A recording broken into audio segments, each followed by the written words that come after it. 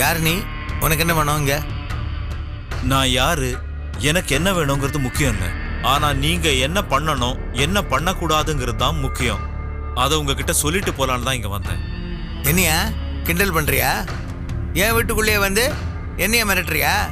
யார் நீ? உமா அனுப்பிச்சு வச்சாளா? என்ன மகாலிங்கம் சார், எல்லாருடைய இடத்துக்கும் போய் மிரட்டிட்டு வர்றதுதானே உங்க ஸ்டைலு? அதுவும் பொம்பளைங்களை மிரட்டுறதுன்னா உங்களுக்கு தான் ரொம்ப பிடிக்குமே. அதையே நான் பண்ணா நீங்க ஏன் டென்ஷன் ஆகுறீங்க? ஓ,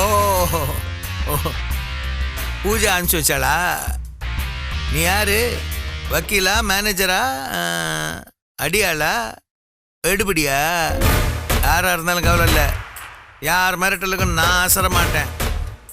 நான் என்ன நினைக்கிறேனோ அதை தான் செய்வேன், மற்றவங்களையும் செய்ய வைப்பேன்.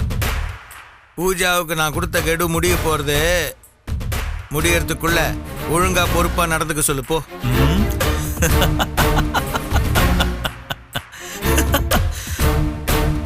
என்ன மிஸ்டர் மகாலிங்கம், பூஜா அளவுக்கு மல்டி மில்லியனரா இல்லாட்டாலும் ஏதோ சில கோடிகள்ல பிசினஸ் பண்ணிக்கிட்டு இருக்க பிசினஸ் மேன் நீங்க.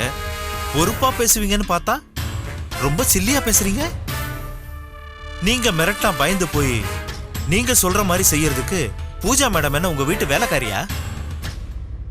இல்ல நீங்க வச்சிருந்தீங்களே வக்கீல் வரதராஜனா, இல்ல வக்கீல் தோத்தாத்திரியா, இல்ல இப்ப வச்சிருக்கீங்களே ஒரு அல்லக்கை வக்கீல் அனந்த கிருஷ்ணா, எம்டி பவித்ரா சாஃப்ட்வேரோட எம்டி. நீங்க இந்த உண்மையை வெளியே சொன்னா அவங்கள போலீஸ் வந்து அரெஸ்ட் பண்ணிடுமா, இல்ல மிலிட்டரி வந்து புடிச்சிட்டு போயிடுமா? ராஜ்பரத்தை கண்டுபிடிக்க வேண்டியது என் கடமை.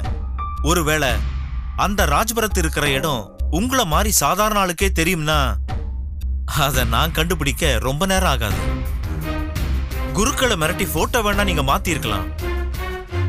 ஆனா ராஜ்பரத்தை நான் கண்டுபிடிக்க போறத யாராலையும் மாத்த முடியாது. மீறி ஏதாவது செய்ய நினைச்சா மிஸ்டர் ராஜசேகர் ஆர்ஜே ஃபவுண்டேஷனோட எம்டி, உங்களுக்கு அவர் நண்பர் மட்டும்தான்.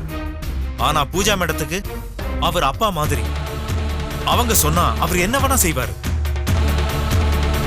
முதல்ல என்ன தெரியுமா செய்ய போறோம்? உங்க குவாரியில இருந்து வரக்கூடிய கிரானைட்ஸ் 75% மிஸ்டர் ராஜசேகருக்கு தான் நீங்க சப்ளை பண்றீங்க. அது இனிமே கட் ஆயிடும்.